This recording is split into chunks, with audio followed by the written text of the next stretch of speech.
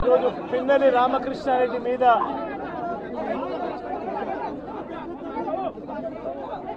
తన మీద ఏకంగా 307 అంటే అటెంప్ట్ టు మర్డర్ లాంటి కేసులు పెట్టి ఏ రకంగా అన్యాయంగా తనను జైల్లో నిర్బంధించడం జరుగుతూ ఉందో కూడా చూస్తూ ఉన్నాం. ఈరోజు రాష్ట్ర వ్యాప్తంగా కూడా ఇదే కార్యక్రమాలు జరుగుతూ ఉన్నాయి. రాష్ట్ర వ్యాప్తంగా కూడా కేవలం తెలుగుదేశం పార్టీకి చంద్రబాబు నాయుడు గారికి ఓటు వేయలేదు అన్న ఒకే ఒక కారణంతో ఏకంగా ఆస్తులను ధ్వంసం చేస్తూ ఉన్నారు, దొంగ కేసులు పెడతా ఉన్నారు. వీళ్ళే కొడతారు, మళ్ళీ వీళ్ళే అటువైపున ఉన్న వారి మీద వాళ్ళు కొట్టారు అని చెప్పి కేసులు పెడతారు. ఇంతటి దారుణంగా ఈరోజు రాష్ట్రంలో పరిపాలన సాగిస్తూ ఉన్నారు. నేను అడుగుతా ఉన్నా, ఇదే గత 5 సంవత్సరాల కాలంలో వైఎస్ఆర్సీపీ పరిపాలనలో ఉండగా, వైఎస్ఆర్సీపీ ప్రభుత్వంలో ఉండగా అప్పుడు జగన్ ఏం చేశాడు?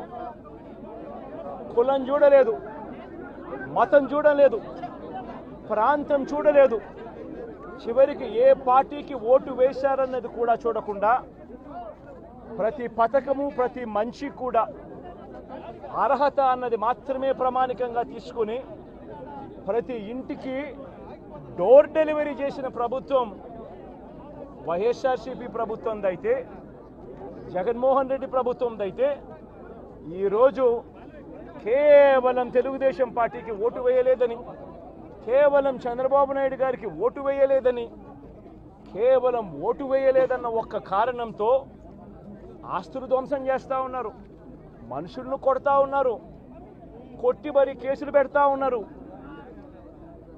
ఇంతటి అన్యాయంగా రాష్ట్రాన్ని రావణ కాష్టం చేస్తూ ఉన్నారు. రాజశేఖర రెడ్డి గారి విగ్రహాలను విరగొడతా ఉన్నారు, పగలగొడతా ఉన్నారు. ఇవన్నీ ఏదైతే చేస్తూ ఉన్నారో ఇవన్నీ కూడా శిశుపాలుని పాపాల మాదిరిగా ఇవన్నీ కూడా పాపాలు పండుతాయి. ప్రజాస్వామ్యంలో ఏదైనా కూడా ప్రజలకు మంచి చేసి ప్రజల గుండెల్లో స్థానం సంపాదించుకుని ప్రజల దగ్గరికి వెళ్ళి ఫలాని మంచి చేశాం కాబట్టి మాకు ఓటు వేయండి అని అడిగే పరిస్థితులు ఉండాలి తప్పనిచ్చి ఈ మాదిరిగా దౌర్జన్యాలు చేసి, ఈ మాదిరిగా అన్యాయమైన కేసులు బిగించి, ఈ మాదిరిగా ఆస్తులు ధ్వంసం చేసి, ఈ మాదిరిగా ఫియర్ సైకోసిస్ క్రియేట్ చేస్తూ రాజకీయాలు చేస్తే మాత్రం అది ఏ రోజు కూడా నిలబడే రాజకీయం కాదు. తాత్కాలిక మేలేదైనా జరుగుతుందేమో తప్పనిచ్చి తర్వాత ఓటు వేసేటప్పుడు మాత్రం ప్రజలు ఇవన్నీ కూడా ఖచ్చితంగా గుర్తుపెట్టుకొని లెక్క జమ చేసి చంద్రబాబు నాయుడు గారికి గట్టిగా బుద్ధి చెప్పే పరిస్థితులు రోజులు కూడా తొందరలోనే ఉన్నాయని కూడా ఈ సందర్భంగా చంద్రబాబు నాయుడు గారిలో మార్పు రావాలని సందర్భంగా కూడా తెలియజేస్తా ఉన్నా. నిజంగా ఇదే విషయానికి వస్తే ప్రజలు ఎందుకు నీకు ఓటేశారు చంద్రబాబు నాయుడు గారు అని చెప్పి ఫస్ట్ చంద్రబాబు నాయుడు ఆలోచన చేయాలి. ఒకవైపున వైఎస్ఆర్ కాంగ్రెస్ పార్టీ ప్రజల్లో వ్యతిరేకత వల్ల ఓడిపోలేదు, ప్రజలకు మంచి చేసి ప్రజలకు మంచి చేసి వైఎస్ఆర్ కాంగ్రెస్ పార్టీ ఓడిపోయింది. ఎందుకు ఓడిపోయింది అని అంటే చంద్రబాబు నాయుడు చేసిన మోసపూరిత హామీలకు ప్రజలు కాస్తో కూస్తో కొద్దిగా ఇదే ఆ 10% కాస్త అటువైపున షిఫ్ట్ అయ్యి చంద్రబాబు నాయుడు గారు అధికారంలోకి వచ్చిన పరిస్థితులు. మరి చంద్రబాబు నాయుడు అధికారంలోకి వచ్చిన తర్వాత ఈరోజు రైతులకు తాను ఇస్తానన్న రైతు భరోసా 20,000 రూపాయలు ప్రతి రైతన్నకి ఇస్తానన్నాడు. వ్యవసాయం స్టార్ట్ అయింది, ఖరీఫ్ మొదలైంది, పంటలు వేగంగా వేస్తూ ఉన్నారు రైతన్నలు. ఇంతవరకు రైతు భరోసా 10,000-20,000 రూపాయలు ఇస్తానన్న దానికి అతి గతి లేదు. బడులు మొదలయ్యాయి. అమ్మఒడి కింద జగన్ 15,000 ఇస్తాను అని అంటే కాదు చంద్రబాబు నాయుడు వస్తే ఎంతమంది పిల్లలు ఉంటే అంతమందికి ఇస్తాడు, ప్రతి ఒక్కరికి 15,000 ఇస్తాడు అని చెప్పారు. రాష్ట్రంలో 1 కోటి మందికి పైగా పిల్లలు బడియీడు పిల్లలు ఉన్నారు. బడులు స్టార్ట్ అయ్యాయి. ఆ ప్రతి తల్లి కూడా అడుగుతూ ఉంది, తల్లికి వందనం అని పేరు పెట్టావు, అమ్మఒడి అనే పథకాన్ని పేరు మార్చావు, మరి ఆ డబ్బులు ఏమైనాయని చెప్పి గవర్నెన్స్ మీద కాస్త ధ్యాస పెట్టి ఆ తల్లులకి ఇచ్చే డబ్బులు ఇచ్చే కార్యక్రమం చూడండి. రైతులకు ఇచ్చే రైతు భరోసా 20,000 ఇస్తామన్నారు, ఇచ్చే కార్యక్రమం చూడండి. ప్రతి అక్క చెల్లెమ్మకు 18 ఏళ్ళు పైబడిన ప్రతి అక్క చెల్లెమ్మకు ప్రతి ఒక్కరికి 1,500 రూపాయలు ఇస్తామని చెప్పారు. అంటే సంవత్సరానికి 18,000 రూపాయలు. రాష్ట్రంలో 4,12,00,000 మంది ఓటర్లు ఉండరని చెప్పి మొన్ననే లెక్కలు తేలాయి. అందులో దాదాపుగా 2,10,00,000 మంది మహిళా ఓటర్లే. అంటే అందరూ 18 సంవత్సరాలు నిండిన మహిళా ఓటర్లే. మరి 2,10,00,000 మంది ఈ మహిళా ఓటర్లందరూ కూడా 18 ఏళ్ళు నిండిన ఈ మహిళా ఓటర్లందరూ కూడా వీళ్ళందరూ కూడా ఈరోజు అడుగుతూ ఉన్నారు, 1,500 రూపాయలు ప్రతి నెల ఇస్తానన్నావు, ఏమైంది ఈ 1,500 రూపాయలు ఇచ్చే కార్యక్రమాలు అని చెప్పి అడుగుతూ ఉన్నారు. వాటి మీద ధ్యాస పెట్టే కార్యక్రమం చంద్రబాబు నాయుడు చేయాలి. ఇవేవి కూడా చేయకుండా కేవలం భయాందోళనలు క్రియేట్ చేయాలి, రాష్ట్రంలో రావణ కాష్టం సృష్టించాలి, దొంగ కేసులు పెట్టాలి, ఇరికించాలి, ఆస్తులను ధ్వంసం చేయాలి. వైఎస్ఆర్సీపీ అభిమానులైనా, వైఎస్ఆర్సీపీ కార్యకర్తలైనా, వైఎస్ఆర్సీపీకి ఓటు వేసిన వారైనా కూడా ఎవరిని కూడా ఉంచకూడదు అన్న దుర్మార్గపు ఆలోచనలతో అడుగులు ముందుకు వేయడం అతి హేయమైన రాజకీయం అని కూడా ఈ సందర్భంగా తెలియజేస్తా ఉన్నా. ఇదే రామకృష్ణారెడ్డి విషయానికే వస్తే నిజంగా ఎంతటి అన్యాయమైన పరిస్థితిలో కేసులు బిగించారు అన్నది ఒకసారి అందరూ కూడా ఆలోచన చేయమని కోరుతా ఉన్నా. ఇదే విషయం కారంపూడి ఘటన జరిగింది ఎప్పుడు? ఎన్నికలు అయిపోయిన తర్వాత మరుసటి రోజు, అంటే మే 14వ తారీఖున కారంపూడిలో ఘటన జరిగింది. కారంపూడిలో ఏం ఘటన జరిగింది, ఎందుకు జరిగింది? కారంపూడిలో తెలుగుదేశం పార్టీ చేసిన ఆకృత్యాలకు ఒక ఎస్సీ కుటుంబంలో ఉన్న మహిళలు ఇబ్బంది పడే పరిస్థితిలోకి పోయినప్పుడు వాళ్ళను పరామర్శించడానికి డిఎస్పీ అనుమతి తీసుకునే మరుసటి రోజు, ఎన్నికలు అయిపోయిన మరుసటి రోజు ఎమ్మెల్యే బయలుదేరాడు. ఎమ్మెల్యే కారంపూడికి చేరుకోక మునిపే ఆ ఎస్సీ కుటుంబం అనేది కారంపూడి అటువైపున ఉంటే, ఊరికి అటువైపున వాళ్ళు ఇల్లుంటే ఆ ఊరు ఎంటర్ కాకమునిపే తనను అడ్డగించడము, అక్కడే గొడవ జరగడము, గొడవ జరిగేది టౌన్లో జరుగుతూ ఉంది, ఇక్కడ నుంచి ఇక్కడ అడ్డగించినారు. అసలు సిఐ అనే నారాయణ స్వామి అనే ఈ సిఐతో కనీసం ఎమ్మెల్యే కనీసం తటస్థ కూడా పడలేదు, కనీసం చూసిన దాఖలాలు కూడా లేవు వీళ్ళిద్దరూ. ఆ రోజు ఆయన ఉండేది వేరే లొకేషన్లో, గొడవలో వేరే లొకేషన్, టౌన్ మధ్యలో గొడవ జరుగుతా అంటే ఆయన ఉన్నాడు, టౌన్ మొదట్లో ఈయన ఉన్నాడు. అసలు ఆయన తటస్థపడలేదు. ఆయన మీద ఆ గొడవ జరిగేటప్పుడు రాళ్ళు ఇటువైపు నుంచి అటువైపు నుంచి పడ్డాయి. చిన్న రాయి ఏదో తగిలి ఉండొచ్చేమో బహుశా, కానీ చిన్న రాయి కాబట్టి అసలు ఆయన మరుసటి రోజు అదే రోజు మెడికో లీగల్ కేసు కూడా పెట్టలా. అంటే ఎంత చిన్న ఘటన అది, జరిగిందో లేదో కూడా తెలియదు. మే 14న జరిగితే 9 రోజుల తర్వాత, అంటే మే 23వ తారీఖున ఆయనకి ఏదో జరిగిందన్నట్టుగా ఆ సిఐ హత్యాయత్నం కేసు పెట్టడం జరుగుతూ ఉంది రామకృష్ణారెడ్డి. కనీసం సీన్లో కూడా లేని వ్యక్తిని. ఇది అన్యాయం కాదా అని అడుగుతా ఉన్నా. అసలు ఇన్సిడెంటే జరిగిందో లేదో కూడా తెలియదు ఆయనకి. ఇన్సిడెంట్ నిజంగానే జరిగిందంటే మే 14న ఆయన జరిగిందంటే మే 15వ తారీఖునే మెడికో లీగల్ కేసు ఎందుకు పెట్టలేదు?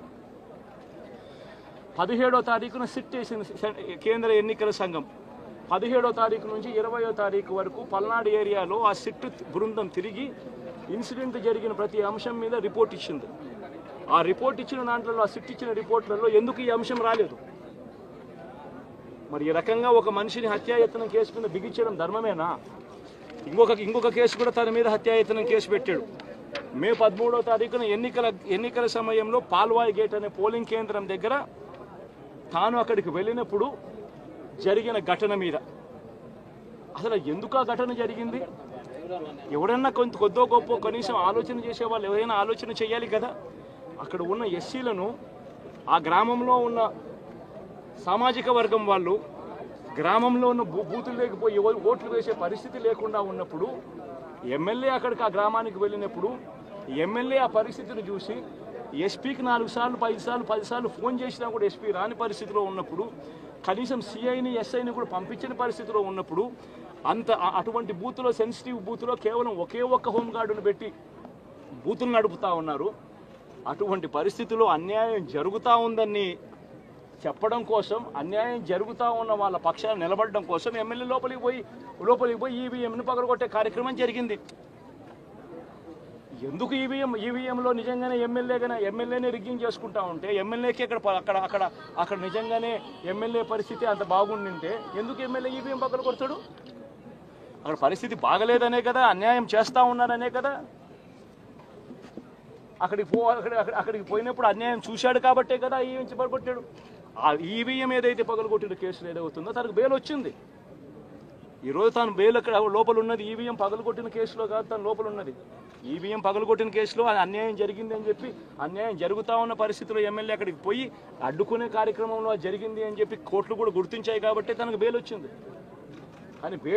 కానీ మళ్ళీ ఆ తర్వాత ఏం జరిగింది? ఆ ఇన్సిడెంట్ జరిగిన 10 రోజుల తర్వాత, ఆ ఇన్సిడెంట్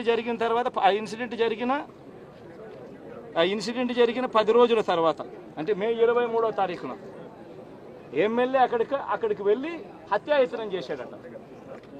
పదే పోలింగ్ బూతులు హత్యాయత్నం చేసినాడంట. ఎవడన్నా బుద్ధునోడు ఎవడన్నా నమ్మదానికి ఉందయ్యా? ఎవడన్నా ఎమ్మెల్యే అనేవాడు అక్కడికి పోయినప్పుడు వాళ్ళు చేస్తూ ఉన్న రిగ్గింగు, ఎమ్మెల్యే దానికి అడ్డుకునే కార్యక్రమం చేస్తూ ఉంటే ఎమ్మెల్యే అక్కడికి పోయి ఎమ్మెల్యే హత్యాయత్నం చేస్తాడా? చెప్పడానికైనా హద్దు పొద్దు ఉండాలి కదా. 10 రోజుల తర్వాత ఎమ్మెల్యే హత్యాయత్నం చేశాడని చెప్పి కేసు పెడతారు 10 రోజుల తర్వాత. ఇప్పుడు నిజంగానే అటువంటి ఇన్సిడెంట్ జరిగిందంటే సిట్టు 17వ తారీఖు నుంచి మే 17వ తారీఖు నుంచి 20వ తారీఖు లోపల మధ్యలో ఇచ్చిన రిపోర్ట్లో ఆ సిట్లో అది చెప్పాలి కదా, ఇట్లా జరిగింది, ఎమ్మెల్యే అనే వ్యక్తి హత్యాయత్నం చేసే కార్యక్రమం చేశాడు అని చెప్పి రావాలి కదా. మరి ఎందుకు సిట్ రిపోర్ట్లో రాలేదు? ఈ రకంగా ఒక మనిషిని కేవలం 4 సార్లు ఎమ్మెల్యే తాను 2000 కన్సిస్టెంట్గా 4 సార్లు ఎమ్మెల్యే గెలిచాడు. 2009లో గెలిచాడు, 2011లో గెలిచాడు, 2014లో గెలిచాడు, 2019లో గెలిచాడు. ఒక మనిషి కన్సిస్టెంట్గా 4 సార్లు ఎమ్మెల్యేగా గెలుస్తూ వస్తున్నాడు అని అంటే ఆ మనిషి మంచోడు కాబట్టి గెలుస్తూ వచ్చాడు, ఆ మనిషి మంచోడు కాబట్టి ప్రజలు ఆశీర్వదిస్తూ వచ్చారు. అటువంటి వ్యక్తిని తీసుకొని వచ్చి తప్పుడు కేసులలో ఈ మాదిరిగా బిగించడం ఎంత మటుకు ధర్మం? ఈరోజు ఒక్క రామకృష్ణారెడ్డి ఒక్క పరిస్థితే కాదు, రాష్ట్ర వ్యాప్తంగా ప్రతి గ్రామంలోనూ కూడా ఇదే కార్యక్రమాలు జరుగుతూ ఉన్నాయి. ప్రతి ఒక్కరూ కూడా వాళ్ళ స్థాయిలో రెడ్ బుక్స్ అని చెప్పి రెడ్ బుక్లు పెట్టుకొని ఉన్నారు. చంద్రబాబు నాయుడు స్థాయిలో చంద్రబాబు నాయుడు ఒక రెడ్ బుక్, లోకేష్ స్థాయిలో లోకేష్ ఒక రెడ్ బుక్, ఎమ్మెల్యే స్థాయిలో ఎమ్మెల్యే ఒక రెడ్ బుక్, మండల స్థాయిలో మండల నాయకుడు ఒక రెడ్ బుక్, గ్రామ స్థాయిలో గ్రామంలో ఇంకో రెడ్ బుక్, గ్రామ స్థాయిలో ఇంకో నాయకుడు గ్రామ స్థాయిలో ఇంకో రెడ్ బుక్లలో పెట్టుకొని ఏం చేస్తూ ఉన్నారు? అతి దారుణంగా అన్యాయంగా ఆస్తులు ధ్వంసం చేస్తూ ఉన్నారు. రాష్ట్రం మొత్తం దాన్ని చూస్తూ ఉంది, కానీ ఎవడు మాట్లాడడం లేదు. దొంగ కేసులు పెడతా ఉన్నారు, పోలీసులు ప్రేక్షక పాత్ర పోషిస్తూ ఉన్నారు. దొంగ కేసులు పెడతా ఉన్నారు, వాళ్ళే కొడతారు, మన ఇటువైపున కేసులు పెడతా ఉన్నారు. రాష్ట్రం మొత్తం ఇది చూస్తూ ఉంది. చీని చెట్లు నరికేస్తూ ఉన్నారు, ఆస్తులు ధ్వంసం చేస్తూ ఉన్నారు, కనిపిస్తూ ఉంది. ఎమ్మెల్యేలు ఏకంగా జేసీబీల మీద పొక్లేన్ల మీద ఎమ్మెల్యేలు స్వయంగా తిష్టేసి ఏకంగా పోయి బిల్డింగులు పగలగొట్టే కార్యక్రమాలు చేస్తూ ఉన్నారు. ఇంతటి దారుణంగా నిజంగా చేస్తూ ఉన్నారు అని అంటే ఎల్లకాలం ప్రభుత్వం మీది కాదు, ఎల్లకాలం రోజులు మీయే ఉండవు చంద్రబాబు, అది గుర్తుపెట్టుకో. మీ పాపాలు పండుతూ ఉన్నాయి వేగంగా. ప్రజలు దీన్ని క్షమించని పరిస్థితుల్లోకి వస్తారు. ఖచ్చితంగా మీకు బుద్ధి చెప్పే పరిస్థితులు రోజులు కూడా ఉంటాయి. శాతనైతే మంచి చేయండి, మంచి చేసి ప్రజల మనసులు గెలుచుకుని ఓట్లు ప్రజల మనసుల్లో స్థిరస్థాయిగా నిలబడే కార్యక్రమం చేయండి. కానీ తప్పుడు రాజకీయాలు ఈ మాదిరిగా నువ్వు ఒక్కరివే చేస్తావు అనుకుంటా ఉన్నావు. ఇదే మాదిరిగా కొనసాగితే రాష్ట్రంలో ఒక తప్పుడు సాంప్రదాయానికి నువ్వు నాంది పలుకుతా ఉన్నావు. నువ్వు వేసే ఈ బీజం, నువ్వు వేసే ఈ తప్పుడు సాంప్రదాయం, రేపొద్దున నువ్వు వేసే ఈ బీజం చెట్టు అవుతుంది. రేపొద్దున నువ్వు ఏదైతే ఇత్తుతావో అదే పండుతుంది. రేపొద్దున మళ్ళీ మీ గ్రామాలలో మీ కార్యకర్తలకు ఇదే పరిస్థితిని ఇదే మాదిరిగానే మళ్ళీ జరిగే కార్యక్రమాలు కూడా జరుగుతాయి. అటువంటి తప్పుడు సాంప్రదాయాలు దయచేసి ఇప్పటికన్నా ఆపండి. నాయకులుగా ఉన్న మనలాంటి వాళ్ళం ఇలాంటివి ప్రోత్సహించకూడదు. ఇలాంటివి ఎవరు తప్పు చేసినా తప్పు అని చెప్పే కార్యక్రమం నాయకులుగా మనం చెయ్యాలి. కానీ దగ్గరుండి ఈ మాదిరిగా ప్రోత్సహించడం అతి దుర్మార్గమైన కార్యక్రమం.